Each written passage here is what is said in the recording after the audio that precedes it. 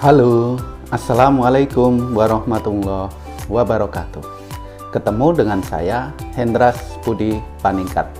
Dalam video ini, saya akan menjelaskan tentang layanan pengukuran dan pemetaan kadastral, mulai dari informasi kegiatan, syarat, biaya, dan perjalanan berkas dari awal sampai selesai.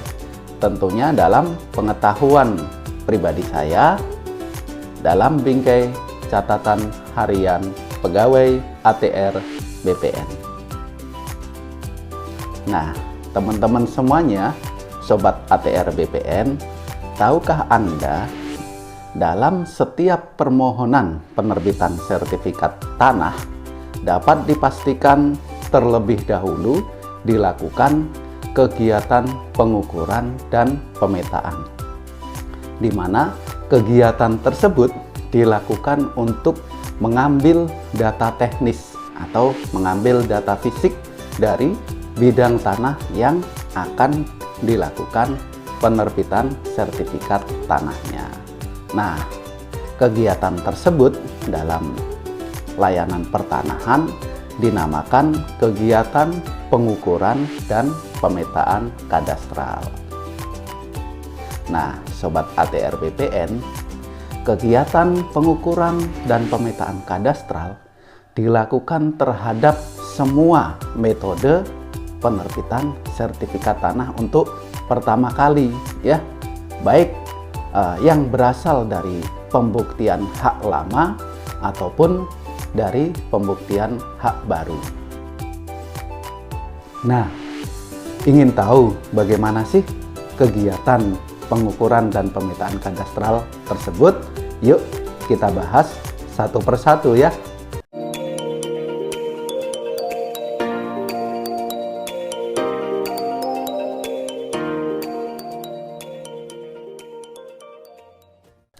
Nah, yang pertama saya akan jelaskan mengenai informasi kegiatan. Jadi, kegiatan pengukuran dan pemetaan kadastral ya dalam layanan pertanahan masuk dalam kelompok pelayanan survei pengukuran dan pemetaan, di mana durasi atau waktu yang diperlukan untuk kegiatan ini yaitu 12 hari kerja ya, 12 hari kerja. Outputnya apa? Outputnya yaitu peta bidang tanah. Nah, kegiatan ini ya, layanan pengukuran pemetaan kadastral ini bisa kewenangan kantor pertanahan yang ada di kabupaten ataupun kota. Bisa juga kewenangan dari Kanwil yang ada di provinsi. Dan bisa juga kewenangan dari Kementerian ATR BPN yang ada di pusat. Nah, kegiatan ini tentunya memerlukan pengguna spasial ya, karena terkait dengan pemetaan, di mana operasi spasial yang digunakan namanya adalah NPG ya, New Parcel Generation. Nah, kegiatan ini tidak dapat diakses secara online oleh PPAT, masyarakat, surveyor maupun penilai tanah. Nah, yang berikutnya ya, apa sih syarat-syarat permohonan pengukuran dan pemetaan kadastral tersebut ya? Nah, di sini syaratnya berdasarkan Peraturan Kepala BPN Nomor 1 Tahun 2010 ya, tentang standar pelayanan dan pengaturan pertanahan ya, dan yang tertera dalam aplikasi kegiatan komputerisasi kegiatan pertanahan ya, atau KKP. Di sini yang pertama, Anda mengisi formulir permohonan yang disediakan di kantor pertanahan ya. Mengisi formulir, diisi dan ditandatangani pemohon atau kuasanya di atas materai cukup. Yang kedua, surat kuasa apabila dikuasakan. Yang ketiga, fotokopi identitas pemohon, KTP, kartu keluarga tentunya yang sudah KTP elektronik ya, dan kuasanya apabila dikuasakan, di mana identitas tersebut telah dicocokkan oleh petugas loket ataupun verifikator berkas, telah dicocokkan dengan aslinya. Lalu yang keempat, Anda menyertakan bukti alas hak atau dasar perolehan tanah yang memiliki kadar kebenaran yang dianggap cukup. Nah, yang berikutnya, Anda harus menyerahkan surat pernyataan pemasangan tanda batas dan persetujuan pemilik yang berbatasan di atas materai cukup. Nah, ini surat pernyataan pemasangan tanda batas ini berlaku sejak tahun 2022. Lalu yang terakhir, Anda menyertakan foto tanda batas atau tugu atau patok batas bidang tanah yang telah terpasang. Jadi sebelum melakukan permohonan pengukuran, Anda berkewajiban memastikan letak batas tanah Anda. Dipasang dulu patok batasnya, ya, dipasang dan Anda foto, ya. Makanya Anda harus menyertakan foto tanda batas, di mana foto tersebut memiliki informasi lokasi atau memiliki informasi koordinat. Nah, dikenalnya dengan nama foto geotagging. Banyak aplikasi yang bisa menyediakan foto berinformasi titik koordinat. Nah, semakin mudah ya, semakin mudah dan semakin teliti. Kenapa? Karena diperlukan kecermatan terhadap penerbitan sertifikat. Jangan sampai sertifikat yang Anda peroleh nanti, ya, bidang tanah yang Anda peroleh nanti ternyata masih terdapat sengketa batas maupun sengketa yang lainnya.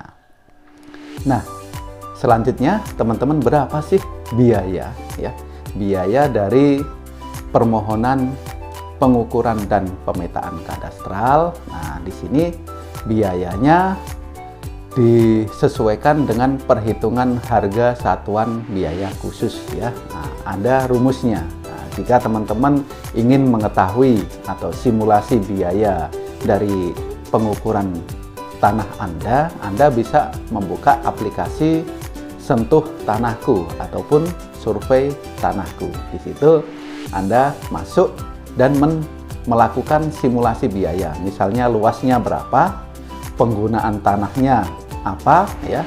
Misal luas 150 meter persegi.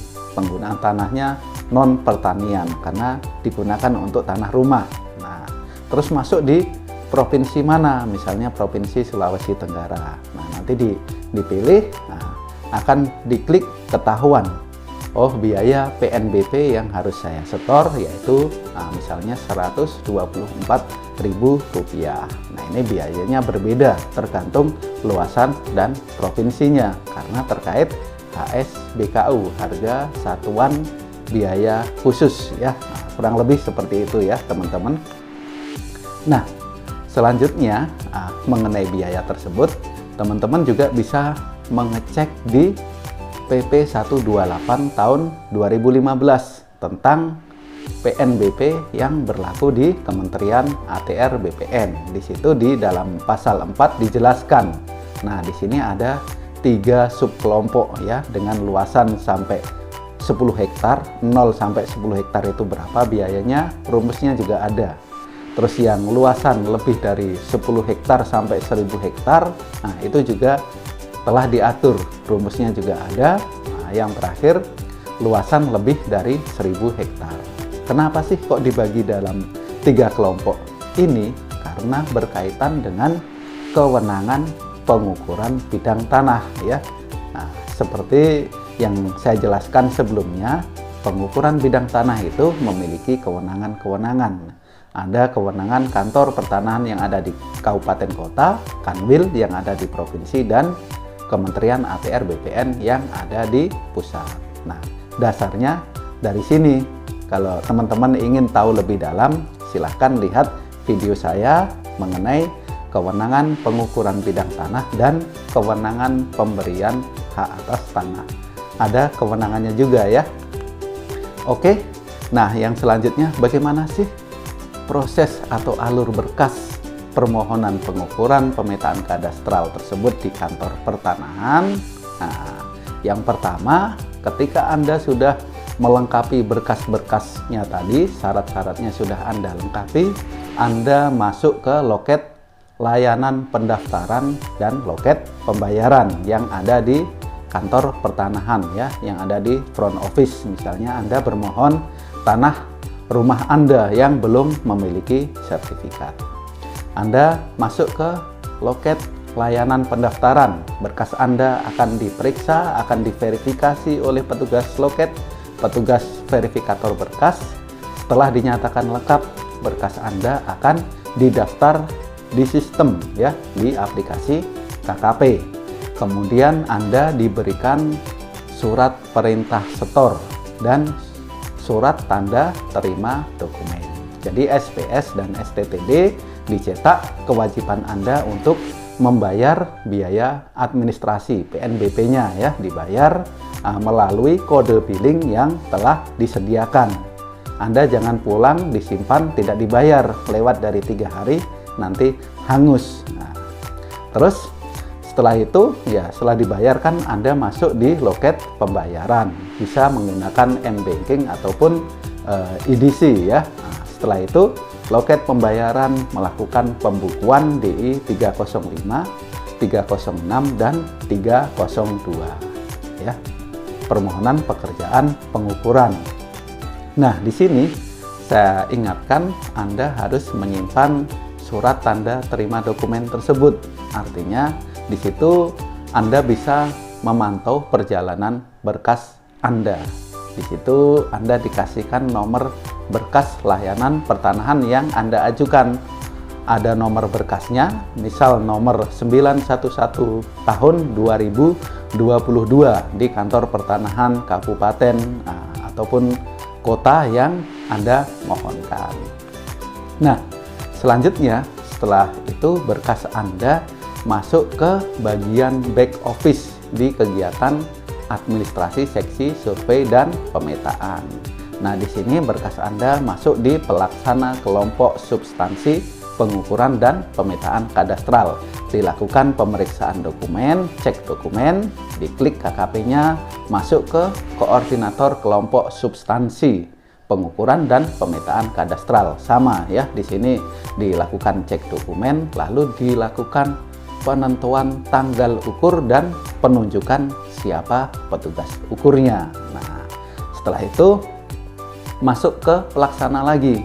Nah, pelaksana kelompok substansi melakukan pembuatan cetak surat tugas pengukuran atau STP ya, surat tugas pengukuran, dan pembuatan nomor gambar ukurnya ya, dilakukan surat tugasnya dicetak, pembuatan nomor gambar ukurnya nomor berapa. Nah, setelah itu dikirim berkasnya ke koordinator kelompok substansi lagi. Nah, di sini dilakukan persetujuan surat tugas pengukuran. Sudah benar, petugas ukur yang ditunjuk sudah sesuai, terus nomor gambar ukurnya juga sudah ada. Nah, lalu dikirimlah berkas tersebut ke kepala seksi survei dan pemetaan, di mana kepala seksi memberikan persetujuan atau menandatangani surat tugas pengukuran.